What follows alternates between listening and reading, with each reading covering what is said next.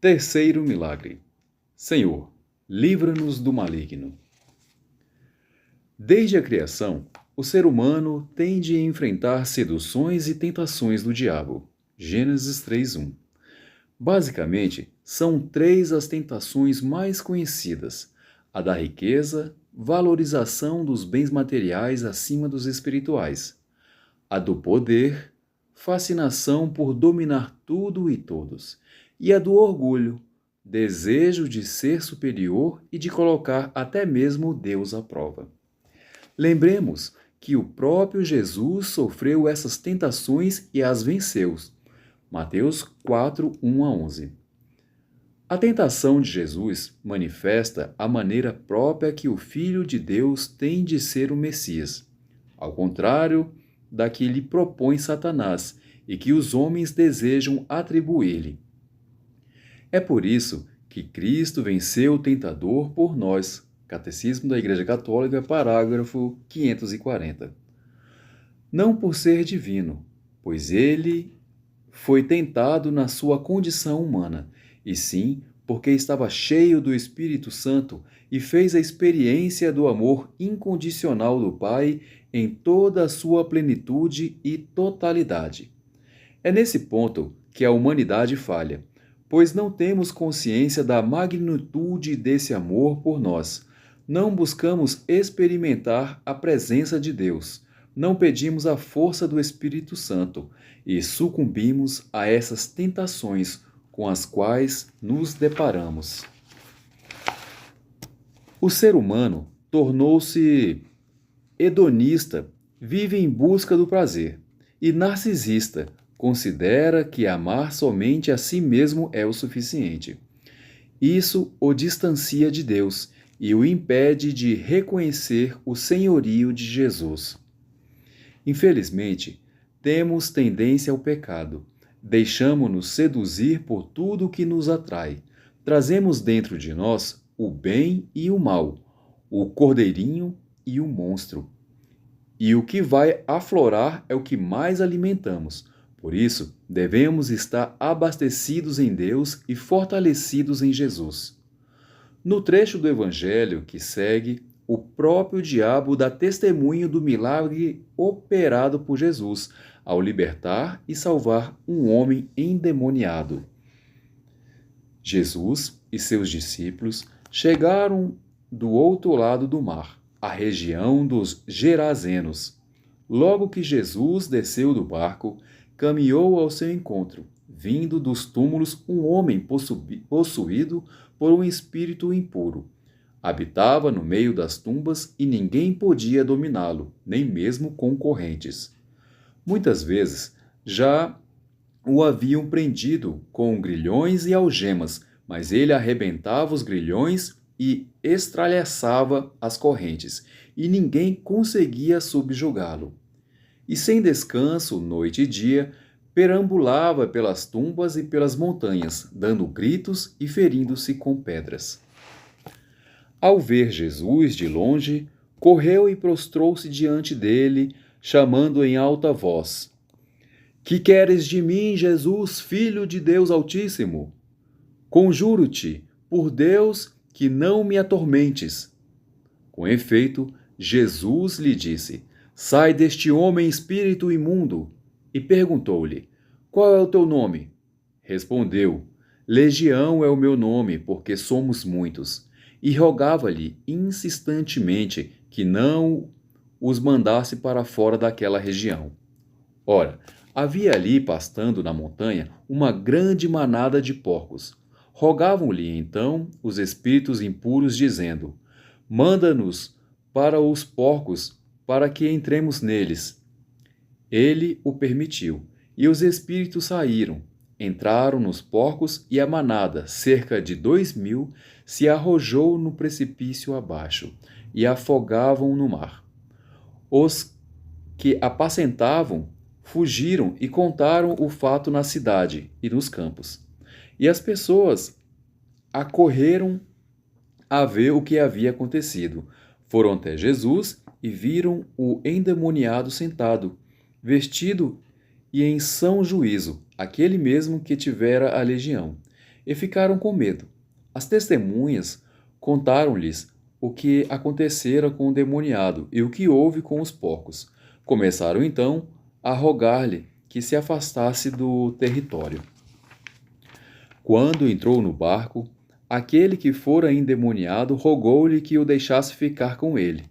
Ele não deixou e disse-lhe: Vai para a tua casa e para os teus e anuncia-lhes o que fez por ti o Senhor na sua misericórdia.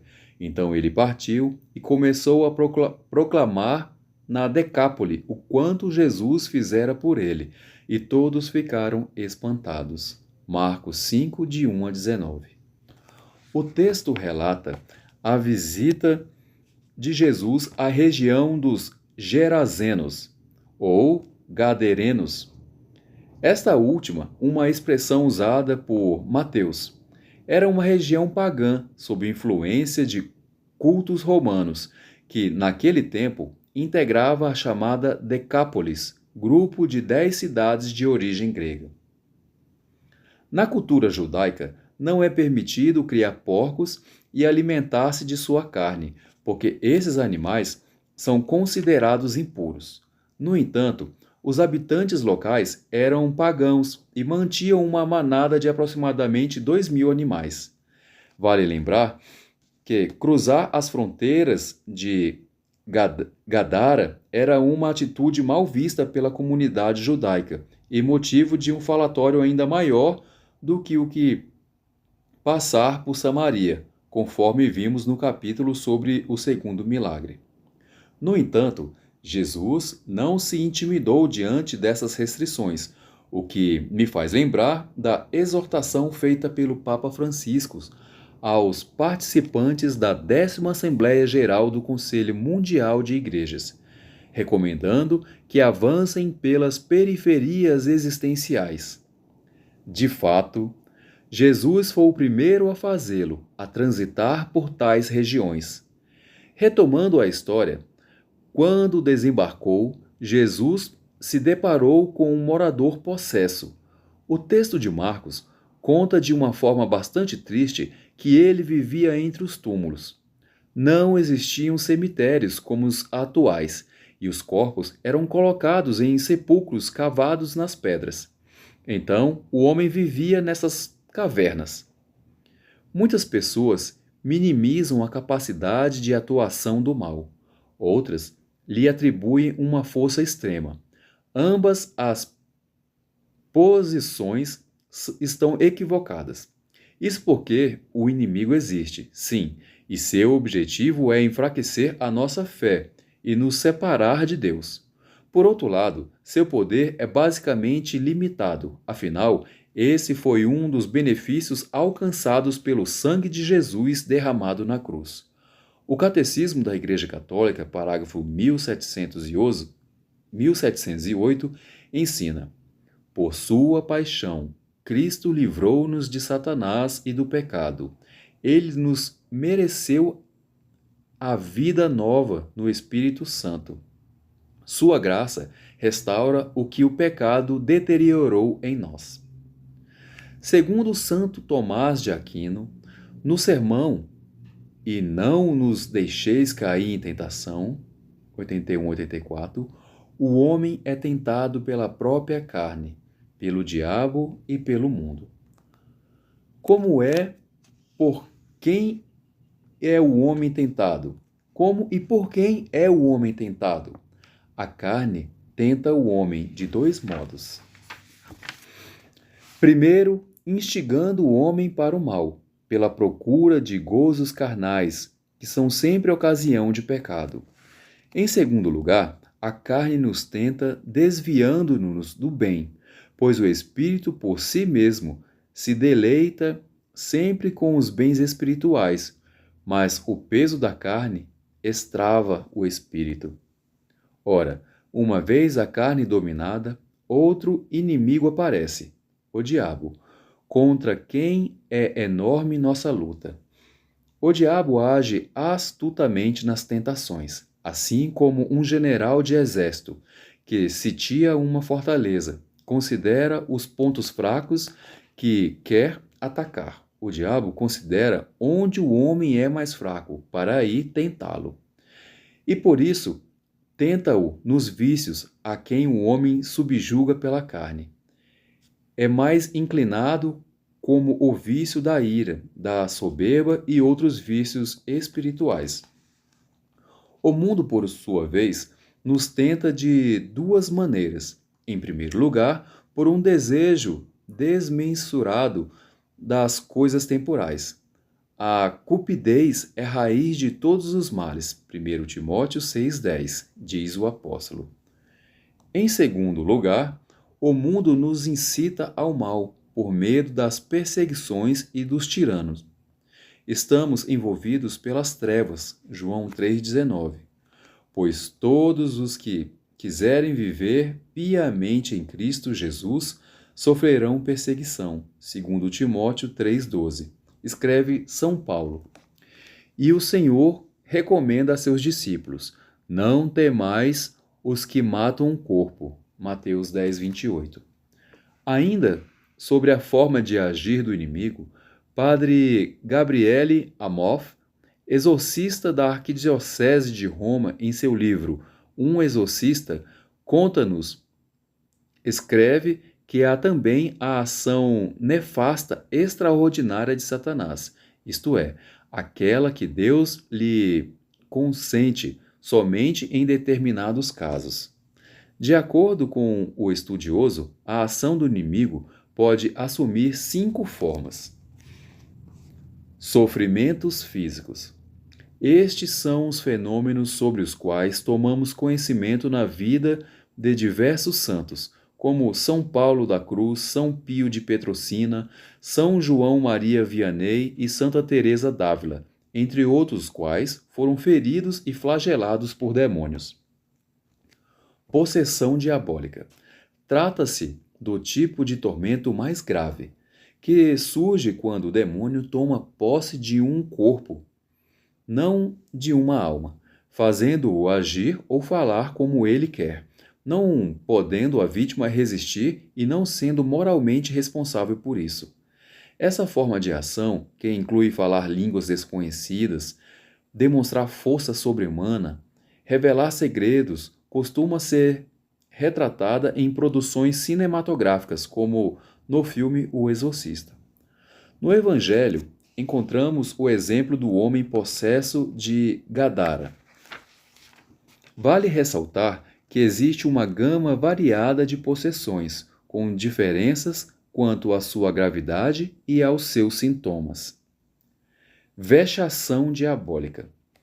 São distúrbios de doenças graves ou moderados que, embora não cheguem à possessão, ocasionam perda de consciência, acompanhadas de atos ou de articulação de palavras pelas quais a vítima não é responsável. A Bíblia fornece alguns exemplos. Jó, por exemplo, não era vítima de possessão diabólica, mas seus filhos, seus bens e sua saúde foram duramente afetados. Da mesma forma, a mulher encurvada e o surdo-mudo, curados por Jesus, não padeciam de possessão diabólica total, mas a influência de um demônio estava na origem dos seus problemas físicos. São Paulo apóstolo, por sua vez, também era vítima de uma vexação diabólica, que consistia num distúrbio maléfico. E para que a grandeza das revelações me não enobrecessem, foi-me dado um espinho na carne, um anjo de Satanás para me esbofetear. 2 Coríntios 12:7. Tratava-se, possivelmente, de um mal físico, mas não há dúvida de que sua origem era maléfica. Obsessão diabólica. Diz respeito a ataques inesperados, por vezes contínuos, de pensamentos obsessivos, os quais podem atingir os níveis mais altos de irracionalidade. Neste caso, a ação do inimigo consiste em incutir pensamentos ruins, como de vingança, ódio, ganância, medo.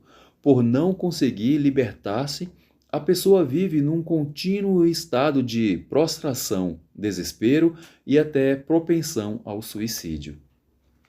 infestações diabólicas. São ocorrências de grande prejuízo que atingem animais, objetos e lugares, como casas, prédios, plantações.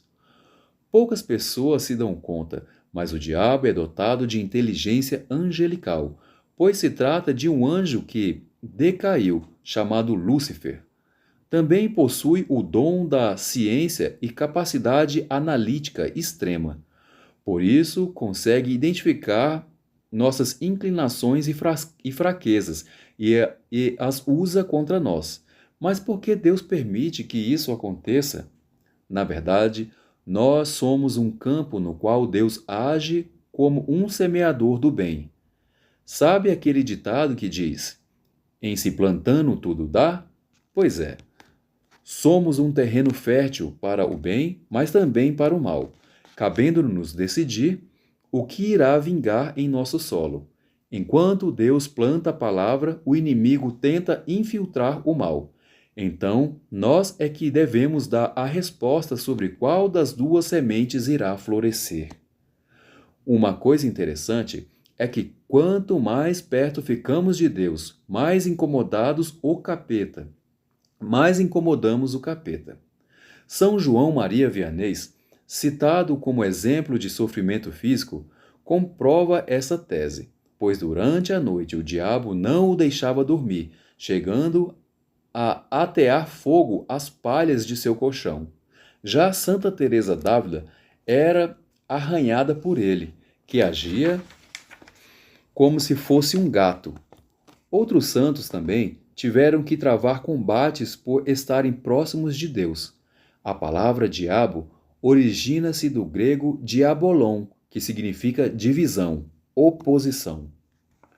Como já explicamos, o inimigo quer nos dividir e nos afastar de Deus, da luz divina. Por isso, costuma cobrir-nos com o véu da tristeza, do desânimo, da preguiça, do comodismo e de tudo mais que nos mantenha no escuro. Um ditado diz que a ocasião faz o ladrão.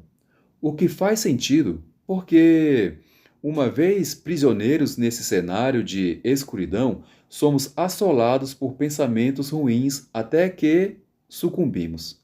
Perceba que coloquei as reticências aqui de uma forma proposital. Se possível, gostaria de desenhá-las como 3 pedras bem grandes no meio do caminho. Sim, porque entre o estar e o fazer há uma certa distância que nós transpomos por nossa conta. A palavra obsessão dá uma ideia do que isso significa.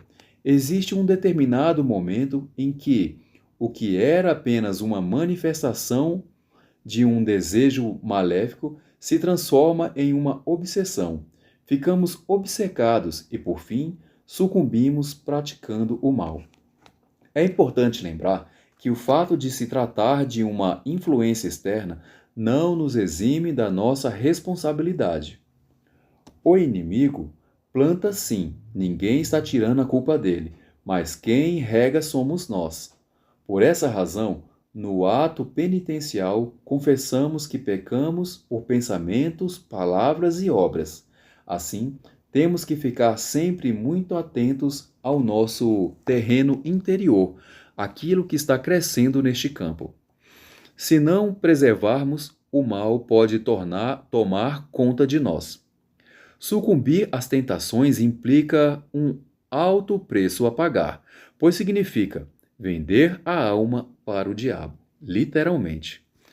E não se engane atribuindo a pena aos grandes malfeitos e às maldades em larga escala, como o nazismo, a realização desse tipo de barganha com o inimigo. Não. Essa barganha acontece diariamente, nos lugares mais próximos debaixo de nosso teto. A pessoa que, para subir na vida, mostra-se capaz de prejudicar os próprios familiares, enganando, mentindo, traindo e, por fim, matando por dinheiro, é alguém cuja alma foi vendida para o diabo. Parece assustador, mas infelizmente boa parte da humanidade hoje está nesse nível. No outro extremo estão aqueles que se dedicam a combater o mal e lidam com represálias proporcionais ao seu esforço. Isso faz sentido, na medida em que um opositor fraco pode ser combatido com um simples estilingue. Aquele um pouco mais forte já requer o uso de uma arma de maior potência, e assim por diante. Quando fazemos uma grande oposição ao diabo, certamente ele usará todas as suas armas contra nós. Justamente por isso, é necessário rezar muito pedindo força e proteção para o Papa, os bispos e a Igreja como um todo em sua cruzada diária contra o mal. É interessante observar que os casos de possessão do corpo são raríssimos, o que tem uma explicação bastante lógica.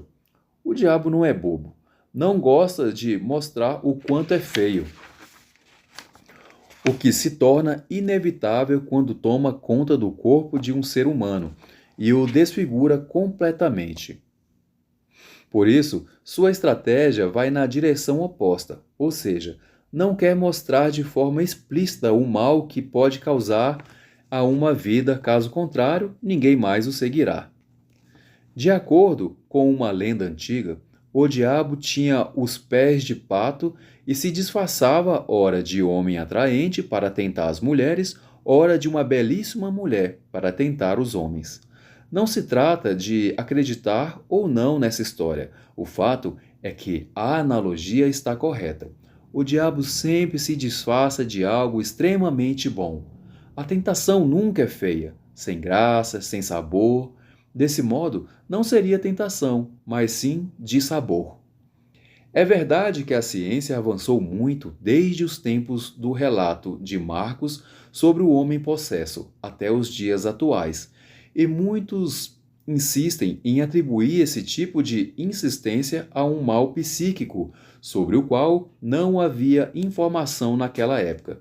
Contudo, reduzir a situação a isso é subestimar a ação do inimigo. Além disso, as condições que o habitante de Gadara apresentava são idênticas às descritas em diversos outros relatos de possessão demoníaca. Ele não tinha mais família, nem vida social, e estava vivendo no cemitério. Note-se que nem mesmo o uso de algemas e correntes eram suficiente para dominá-lo, o que indica a existência de uma força sobre-humana agindo sobre ele. Interessante observar que, quando Jesus desembarca, o endemoniado vem em sua direção e o chama de Filho do Altíssimo, mostrando que o reconhecera prontamente. Pode parecer contraditório, mas naquela terra de pagãos era o único a acreditar em Deus e, portanto, a respeitá-lo e a temê-lo. Quando Jesus pergunta o seu nome, ele responde ser Legião, e apesar de haver interpretações que sugerem uma associação entre o poder do mal e as legiões de soldados romanos, formadas por cerca de 6.000 homens, a explicação mais recorrente nas Sagradas Escrituras é que o nome Legião indica não se tratar de apenas uma entidade, mas de muitas. E mesmo com toda a sua força, os espíritos do mal ali presentes demonstravam estar muito enraizados no homem e na região. Reconheceram que não podiam lutar contra Jesus e pediu que ele não os expulsasse daquela localidade.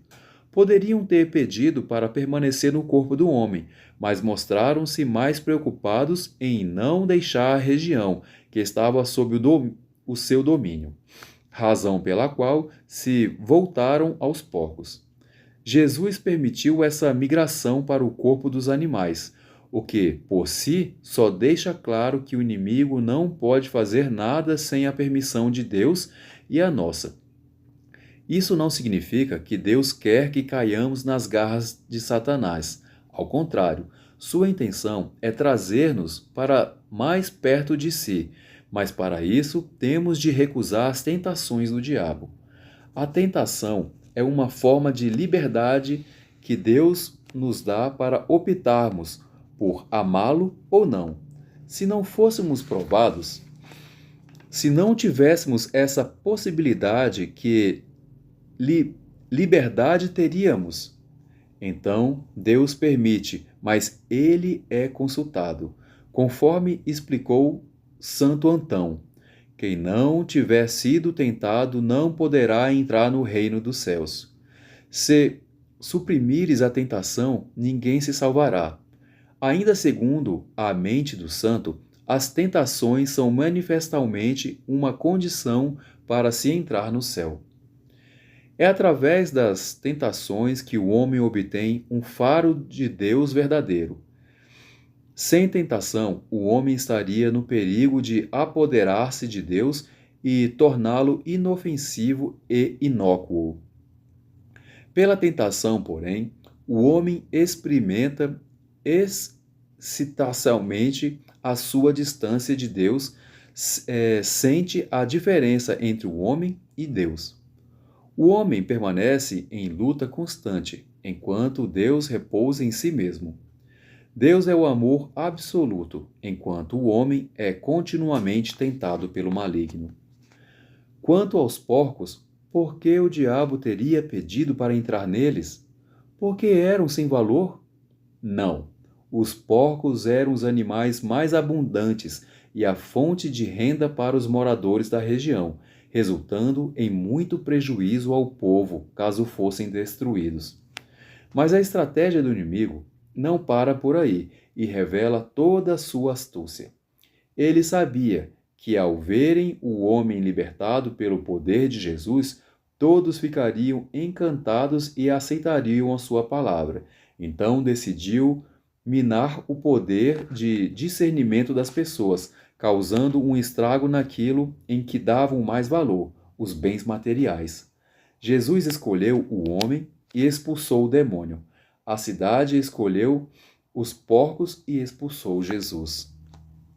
Isso não quer dizer que o diabo tenha enganado ou derrotado Jesus. Ao contrário, Cristo conhecia muito bem a astúcia do inimigo e permitiu esse tipo de situação justamente para dar àquelas pessoas a chance de experimentarem o verdadeiro milagre de que trata esta história: a libertação das trevas e a conversão.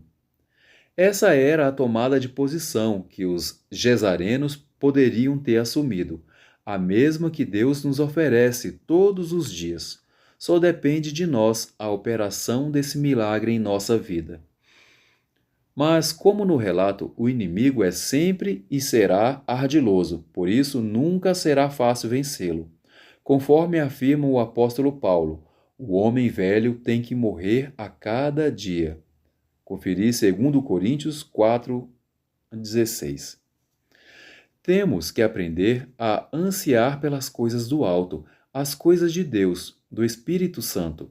Contudo, muitas vezes ficamos atrás dos nossos porcos e abrimos mão da liberdade de Jesus. A presença de Jesus chegou a se mostrar incômoda na região dos Gesarenos, que serve de simbologia para a nossa região interior. Não estamos possuídos na carne pelo mal, mas ainda estamos obcecados pelas tentações que ele nos apresenta. E enquanto mais nos debatemos, mais o diabo tem satisfação em nos tentar. Uma vista grossa aqui, uma puxada de tapete ali, e quando vemos, falta menos de um passo para que uma atitude desonesta seja consumada. O mundo material é agradável, mas temos de lembrar que necessidade é muito diferente de desejo. Temos necessidade de uma camisa, duas, mas quantas desejamos? Na região paganizada do nosso eu, não há limites. Então, como resistir às ciladas do diabo? Com a vivência dos valores do Evangelho. Santo Tomás de Aquino disse: a comunhão destrói a tentação do demônio. E tudo isso está incluído no que São Paulo apóstolo propõe: revestir-nos da armadura de Deus. Efésios 6, de 11 a 18. Jesus pode socorrer e libertar qualquer pessoa da escravidão dos vícios em álcool, drogas, jogos, pornografia, etc. O mesmo vale para a escravidão do orgulho, do egoísmo, da arrogância, da avareza, da ganância, da soberba e tudo o que nos impede de vivermos nossa condição de filhos e filhas de Deus. Não importa nossa condição atual, não interessa como nos encontramos. Jesus pode nos libertar das tentações que nos escravizam, pois tendo ele próprio sofrido ao ser tentado, é capaz de socorrer os que agora sofrem a tentação. Hebreus 2:18. Para meditar. Meus valores dão prioridade à ação de Deus na minha vida? Que sentimentos estou cultivando dentro de mim? Em relação a quais amarras preciso da libertação que Jesus oferece? Para rezar. Eu vos amo, ó Senhor, sois minha força. Eu vos amo, ó Senhor, sois minha força. Minha rocha, meu refúgio e salvador. Ó meu Deus, sois o rochedo que me abriga, minha força e poderosa salvação. Sois meu escudo e proteção, em vós espero. Invocarei o meu Senhor, a ele a glória, e dos meus perseguidores serei salvo. Ondas da morte me envolveram totalmente, e as torrentes da maldade me aterraram. Os laços do abismo me amarraram, e a própria morte me prendeu em suas redes. Ao Senhor eu invoquei na minha angústia, e elevei o meu clamor para o meu Deus. De seu templo ele escutou a minha voz, e chegou aos seus ouvidos o meu grito. Glória ao Pai, ao Filho e ao Espírito Santo, como era no princípio, agora e sempre. Amém. Oração. Tu, Senhor, és o meu refúgio, meu rochedo e minha força. És a fortaleza que guarda minha alma e és meu libertador. Nos momentos de angústia e tribulações, tu és a minha força. Senhor, não me deixes afundar, não me deixes sucumbir. Senhor, minha fortaleza, leva-me a um refúgio seguro, livra-me da tentação, leva-me a buscar o bem. Tira, Senhor, de mim o desejo da riqueza desenfreada. Arranca, lá do fundo do meu coração, as raízes do mal. Liberta-me da mentira, da fraude, da hipocrisia. Não me permitas colocar a minha felicidade na riqueza, nos bens materiais. Extirpa qualquer sentimento de orgulho e de posse. Eu confio em ti, Senhor. Livra-me dos grilhões que me aprisionam. Deus meu, rocha minha, defende-me, liberta-me, salva-me. Amém.